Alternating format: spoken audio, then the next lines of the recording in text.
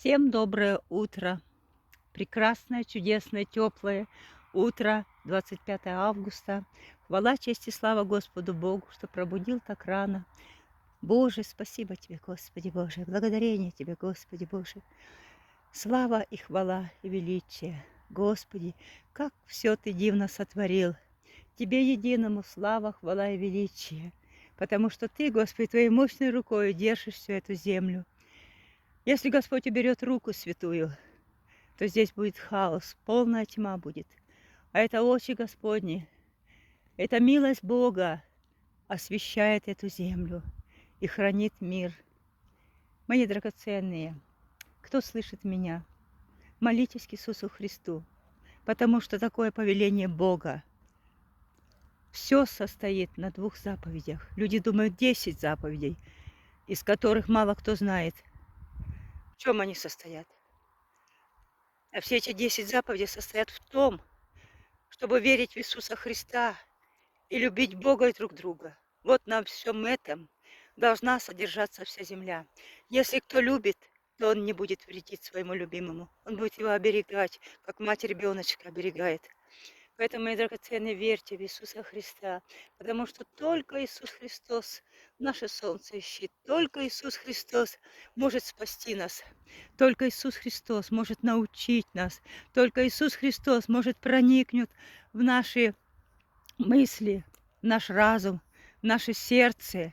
Только Он может управлять нами. Но одно условие – позвольте Ему, люди земли, позвольте Ему войти в вашу жизнь и управлять вашей жизнью. Позвольте Иисусу Христу очистить вас от власти дьявола, который посылает мысли плохие, побуждает человека делать злое.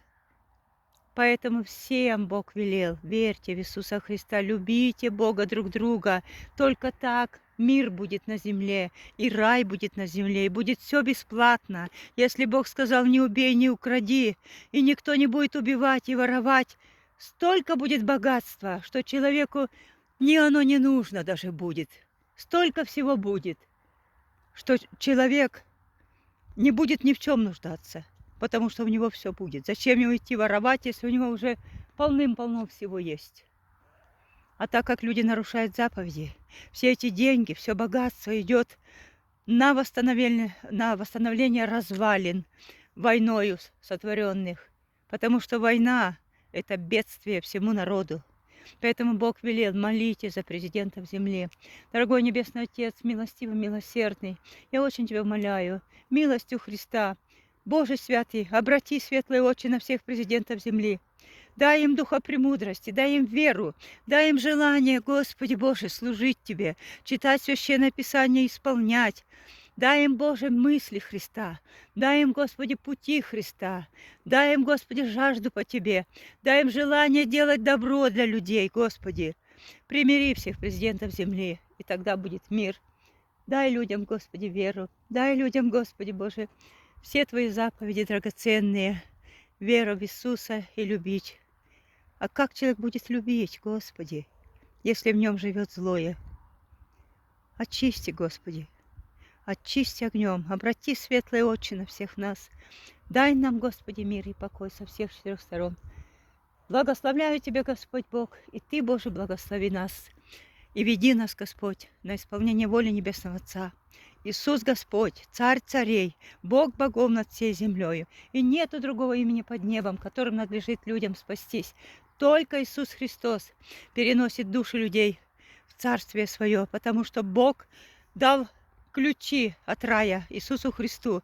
И Бог доверил всю власть Господу Иисусу. Ибо Иисус сказал в Священном Евангелии: «И дана мне всякая власть на небе и на земле». И только зависит от человека. Желаешь ли ты, человек, спастись в рай? Поэтому нужно верить. Поэтому нужно читать Библию. Поэтому нужно исполнять то, что Иисус сказал, чтобы нам унаследовать рай. Будьте благословенны, мои дорогие, всех благ вам. Великий Бог, святой родной, прекрасный Бог наш дорогой, Иисус Христос над всей землею, Бог святой. Хвала Тебе, Иисус Христос, Спаситель дивный, дорогой, Хвала тебе, мой Бог. Хорошего дня вам, дорогие. Аминь.